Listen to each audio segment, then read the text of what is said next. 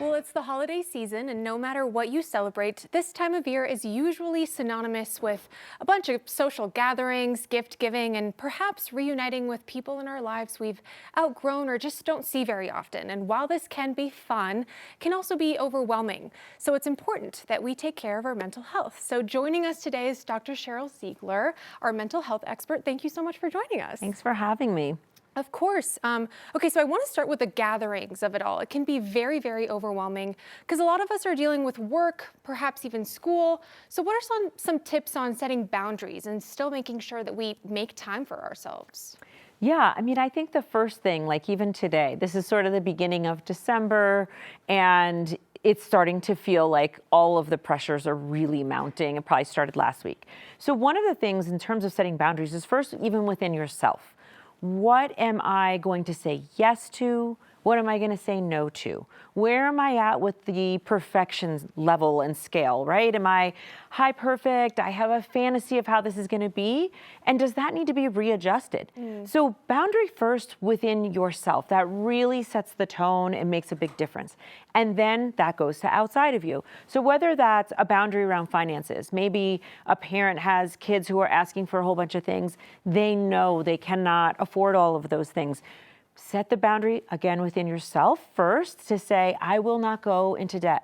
I'll go into, X amount of debt for a short amount of time that I can pay back. Really be cautious about the finances because that's one of the big stresses. And so also telling kids, hey, you were asking for a whole lot of things. Maybe pick your top 3 favorites. And so really putting that out there. And then, of course, with family members who want you to do a whole bunch of things, I think really think about what would really make the holiday most meaningful. What do you remember from last holiday or one of your favorite holidays? What made it so great? Because it can feel overwhelming. Like, what am I going to even pick? Well, just take a quiet moment and say, what have been some of my favorite memories? That's what I want more of. Totally. That's super helpful. Thank you. And in regards to these gatherings, a lot of them are surrounded by family members, some of whom, we might not have the same belief systems, be it politically or otherwise. And we've all seen the memes, all the jokes of like the dreaded dinner table conversations, but it can also be very, troubling to folks. It can be hard. So what are some tips on navigating these difficult conversations and also setting boundaries in those moments, being like, I'm actually not willing to have conversations about this?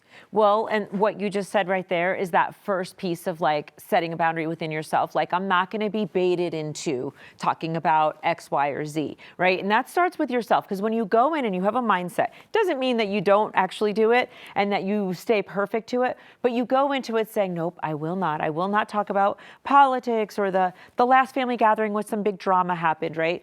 And so first, really think to yourself, what am I willing to talk about? What am I not willing to talk about? But I think some other things we can do is we can set the tone for the dinner. Really, maybe starting it off with, it's always nice to start off with gratitude.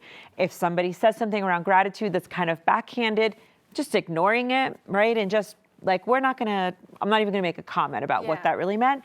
And then really setting the tone for, maybe it's a structured kind of thing. Like, what are 3 things you guys wanna do this year? What goals do people have? What's something you're proud of? If you can structure the conversation and put it on topic, something that everyone can contribute from kids to grandparents, that can also be really, really helpful. So, really it's a lot of intention. I mean, the theme of everything I'm saying is be intentional. Don't go through the next 3 weeks just on autopilot, because if we do that, we go, oh my gosh, I didn't do this, I didn't say this, I didn't get this. And that's where we start to then feel bad about ourselves as well. So really, really be intentional and take breaks as needed. Right. I like that. Okay. On the other side of that coin, a lot of us unfortunately can't spend time with our family members, or maybe we don't have a great relationship with our family and don't see them at all. And it can be a very lonely time. What are some tips on dealing with this loneliness? Yeah, I want to say that the loneliness piece, for a very long time, we know that people report the highest levels of loneliness at the holidays. So even though we're talking about family gatherings and the problems with that, there is a whole other end of the spectrum where people are, estranged from their families, or they have significant losses. And so loneliness is something to be so aware of. I think one thing I would want to say is, if you're thinking of someone right now that you might imagine would be lonely, like, I just encourage people to reach out. reach out to them. Maybe it's just to reach out and say, I'm thinking of you. Maybe it's to invite them to come over for something.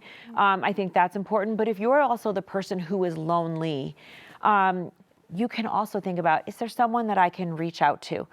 Being lonely, what happens is it perpetuates itself. So we're lonely, and then we stay lonely because we feel like, I'm just going to stay home. Yeah, that's just true. watch a movie, right? It just is a cycle. Yeah. Doing one little thing that can take you out of that, one thing, even just, hey, are you open for a coffee or a FaceTime, or a phone call? It's great to be in person, but sometimes we don't have that option. And so when we don't have that option, a FaceTime is a great other option. So reach out, write a letter to somebody, maybe make amends somewhere, even if the amends is just on your end. Those are things that really can make the difference from having a really sad and lonely, isolated time to a time where you go, maybe there is some hope. That's so true. A phone call really does go a long way. So I like that. Thank you. I think to kind of wrap up, the concept of food is often overlooked when it comes to conversations about mental health, and the holiday season is really so centered around food, and a lot of people struggle with eating and food, sometimes silently. So what are some tips to kind of what are some things that we should avoid when it comes to maybe members of our family who we're sitting at the table with who are struggling? Or what are some red flags that we can kind of make note of and say, maybe I should reach out, make sure that this person is okay? Yeah, I think this is such an important topic. So the first thing is there's a long-standing history of, clear your plate, clean everything off of it, eat more and more and more. And I think that's sort of old. And the newer thinking is we don't really have the right to be commenting on what one another eat. So whether I think you ate too much or too little even, those are comments you probably want to keep to yourself. If you are a grandparent and you say, but I looked over and I was concerned that my daughter or my granddaughter wasn't eating enough. Christmas, holidays, those are not the appropriate times to address it. So like you said, note it and maybe follow up really delicately at another time. But for the most part, I think we really want to be just mindful around, who's a vegetarian, who's a vegan, who's dairy-free, all those kinds of things. And also that we just need to worry about our own selves and making even the slightest comment, even if the slightest comment is, oh, look at you, I'm so happy. You ate it all. That makes me feel good. It feels really innocent, right? And that's the one thing about food. A lot of times the things we say and do are socialized. They're not intended to be hurtful. However, when you say that, it's almost like commenting on someone's body. It's like, oh, I didn't know that my plate was on display, right? Or my eating habits. And so really the best advice is, again, if you see something, note it, but don't say something at the dinner table. It's just not the appropriate time. And focus on your plate. Focus on your own plate. Thank you so much, Dr. Ziegler, for sharing your expertise. Yeah, thanks for having me. Absolutely. If you want to see more Culture Report or any of our 9 News content, you can find us on the 9 News Plus app or 9news.com. We'll be right back.